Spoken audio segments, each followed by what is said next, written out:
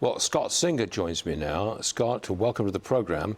You're a Republican and you're running for Congress in Florida 25. That is one of the newest redrawn districts. Why do you think that other states should be more aggressive in redistricting?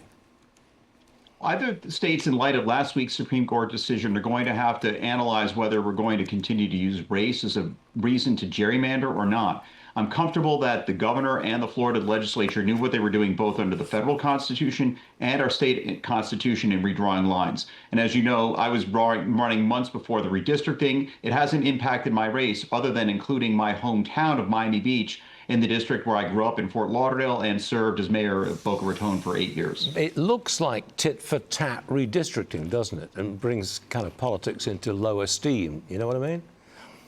Well, I think you have to look at what happened in Virginia, too. You'd have to look at what's been happening in the New England states for decades, where you have 0 members of the House of Representatives in the entirety of New England.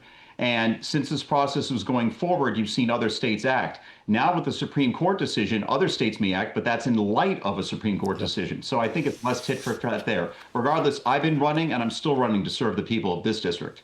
President Trump held a rally at the Villages in Florida Friday. He says we are in a golden age. Watch this. It's been an amazing period of time. Our country is hot again.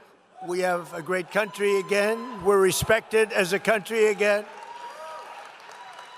So these are your golden years, but these are really beyond your golden years. This is the golden age of America. That's where we are. We're in a period of time, and you've lived, and you're going to live a long time longer, but you're going right now through the golden age of America.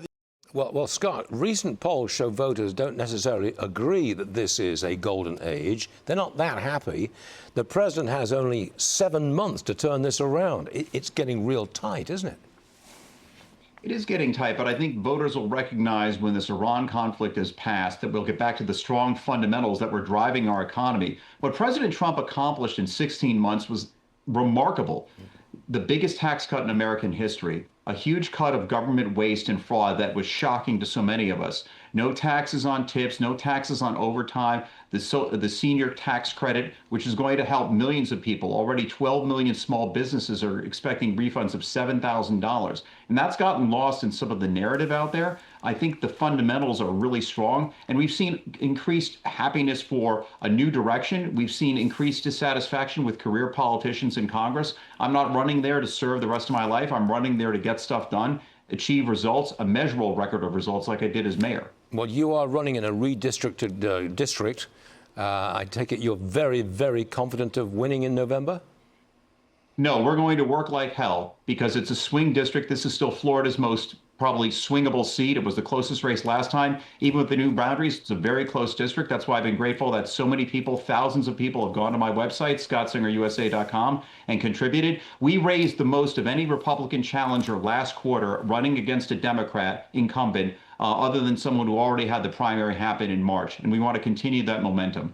Well, Scott Singer, thank you very much for being on the show today. We do appreciate it, sir. Thank you very much. Thank you.